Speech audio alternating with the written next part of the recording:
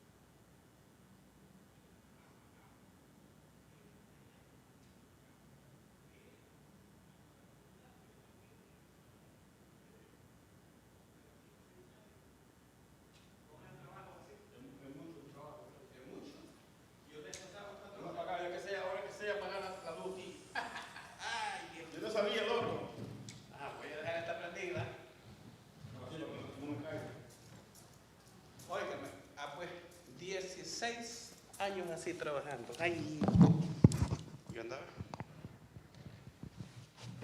cansado que andaba ahí. Ah, pues, solo descansaba 4 horas.